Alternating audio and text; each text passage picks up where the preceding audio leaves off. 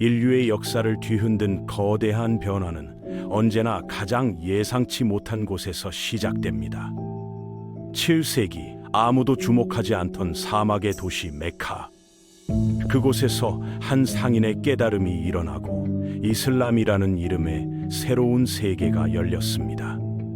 그 한순간의 체험이 오늘날 19억 명의 삶을 바꾸게 될 줄 누가 알았을까요? 오늘은 7세기 메카에서 시작된 한 믿음이 어떻게 인류의 역사를 다시 썼는지, 그 거대한 여정을 함께 파헤쳐 보겠습니다. 그렇다면 이 모든 것은 어떻게 시작되었을까요? 570년경 메카의 한 상인 가정에서 무함마드라는 아이가 태어났습니다. 당시 아라비아 반도는 정치적으로나 종교적으로 극도로 분열된 상태였어요. 부족 간의 갈등이 끊이지 않았고 다양한 신들을 섬기는 다신교가 지배적이었습니다. 바로 이런 혼란의 시대 속에서 무함마드는 성장했죠. 무함마드의 삶에서 결정적 전환점은 610년경에 찾아왔습니다. 그가 히라 동굴에서 명상하던 중 천사 지브릴로부터 첫 계시를 받게 된 것이죠. 이 계시는 나중에 쿠란의 첫 구절로 기록됩니다. 하지만 처음에 무함마드는 자신이 정말 신의 메신저인지 확신하지 못한 채 그 경험을 두려워했습니다.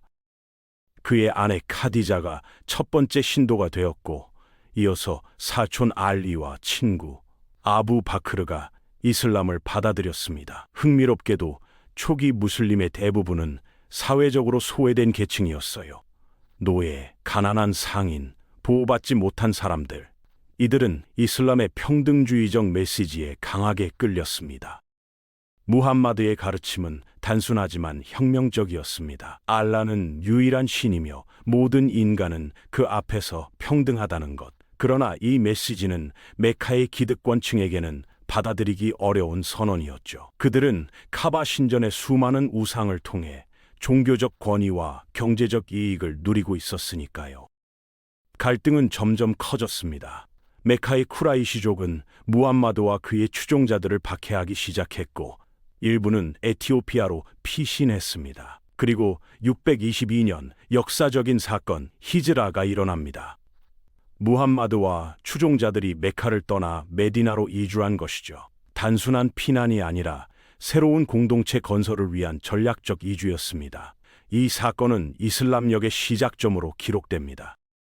메디나에서 무함마드는 종교 지도자를 넘어 정치적, 군사적 지도자로 변모했습니다. 그는 부족 간의 평화 협정을 체결하고 최초의 이슬람 공동체인 움마를 세웠죠. 이때부터 지하드 개념이 구체화되기 시작했습니다. 메디나 헌장은 종교의 다양성을 인정하면서도 정치적 통일을 추구한 놀라운 문서였습니다.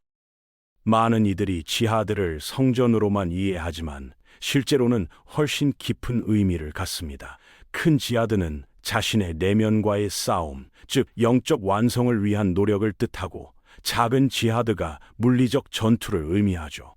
하지만 전투에도 명확한 윤리가 있었습니다. 비전투원을 해치지 말고 나무를 베지 말며 종교시설을 파괴하지 말 것. 당시로서는 혁명적인 전쟁 규칙이었습니다. 메카와 메디나의 대립은 여러 차례 전투로 이어졌습니다. 바드르 전투에서의 승리는 초기 무슬림 공동체에 큰 자신감을 심어주었죠. 그러나 우후드 전투에서는 패배를 겪었습니다. 이런 부침 속에서도 무슬림 공동체는 점점 강해졌고, 바드르 전투는 신의 도움으로 얻은 기적의 승리로 기억되며 후대에 깊은 신앙적 의미를 남겼습니다. 630년 마침내 무함마드는 메카를 정복합니다. 그러나 복수 대신 관용을 선택했죠. 적에게 사면을 베풀고 강제 개종을 하지 않았습니다. 그는 카바 신전의 우상들을 제거했지만 그곳을 아브라함과 이스마엘이 세운 최초의 일신교 성전으로 재정의했습니다. 그 관용은 아라비아 전역 부족들의 자발적 개종으로 이어졌습니다. 632년 무함마드가 세상을 떠나자 이슬람 공동체는 큰 위기에 직면했습니다. 누가 그의 후계자가 될 것인가? 결국 아부 바크르가 초대 칼리프로 선출되었고, 이 과정에서 이미 시아파와 수니파의 분열 씨앗이 뿌려졌습니다. 아부 바크르는 무함마드 사후 이탈하려는 부족들을 진압하며 리다 전쟁을 승리로 이끌었습니다. 그 결과 아라비아는 완전한 통일을 이루었고 대정복 시대의 기반이 마련됐습니다. 다음 칼리프 우마르는 역사상 가장 눈부신 정복 사업을 펼쳤습니다. 아랍군은 이라크와 페르시아, 시리아와 이집트를 동시에 침공했습니다. 불과 20년 만에 스페인에서 중앙아시아까지 정복하는 제국이 탄생한 것이죠.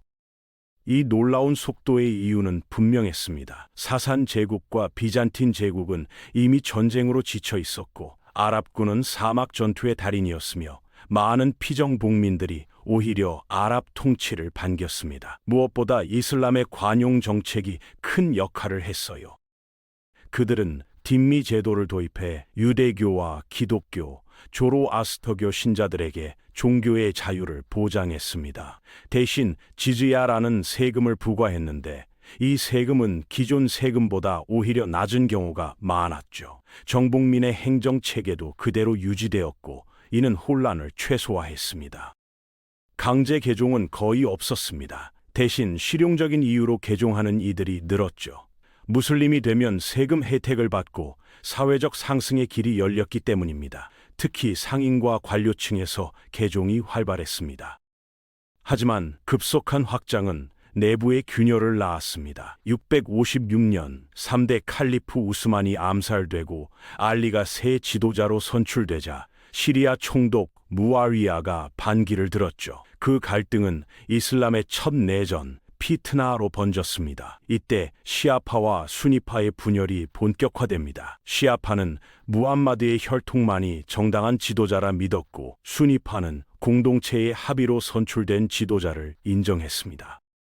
661년 알리가 암살되면서 무아위야가 칼리프가 되어 우마이야 왕조가 시작됩니다. 수도는 다마스쿠스로 옮겨졌고 이슬람은 부족 연맹에서 세계 제국으로 변모했습니다.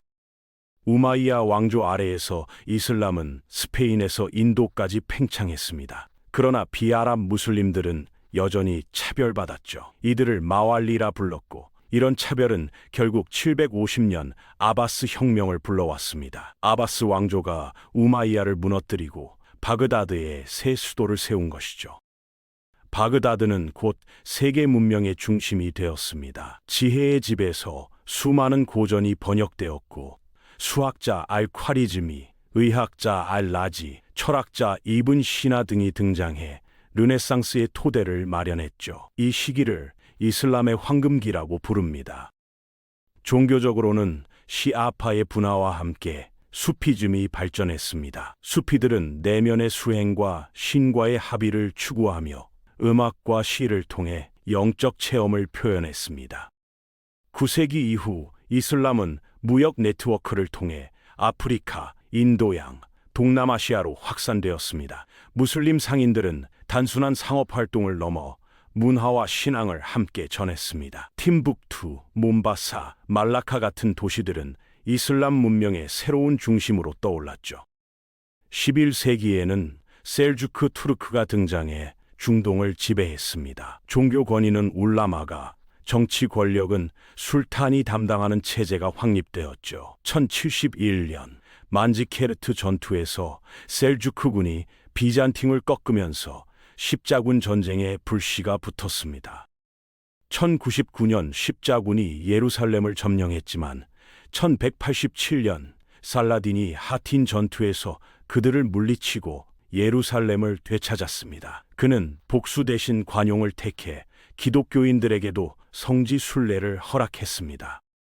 13세기에는 몽골의 침입으로 바그다드가 함락되며 아바스 왕조가 무너졌습니다. 그러나 역설적으로 몽골 제국의 여러 칸국이 오히려 이슬람으로 개종하면서 문명은 다시 부활했습니다. 14세기에는 오스만 제국이 부상했고 1453년 콘스탄티노플을 정복해 천년 제국 비잔틴을 끝냈습니다. 오스만은 종교 자치를 보장하며 유럽과 아시아를 잇는 초강 대국으로 떠올랐습니다. 같은 시기 페르시아의 사파비 왕조는 시아파를 국교로 삼았고 인도의 무굴 제국은 아크바르 대제를 통해 종교 관용의 통치를 펼쳤습니다. 그러나 17세기 이후 오스만과 무굴 제국은 쇠퇴하기 시작했죠. 19세기에는 서구 열강의 식민주의가 이슬람 세계를 덮쳤고 제1차 세계대전 이후 오스만 제국은 해체되었습니다. 20세기에는 이란 혁명과 탈식민 운동을 거치며 이슬람 세계는 다시 변화를 맞았습니다. 오늘날 약 19억 명의 사람들이 무슬림으로 살아가고 있습니다. 이슬람 1400년의 역사는 단순한 종교의 확산이 아니라 끊임없는 적응과 재창조의 역사였습니다. 사막의 한 상인에게서 시작된 메시지가 인류 문명의 한 축으로 자리 잡은 이유, 그것은 바로 변화 속에서도 본질을 지켜낸 힘이었죠.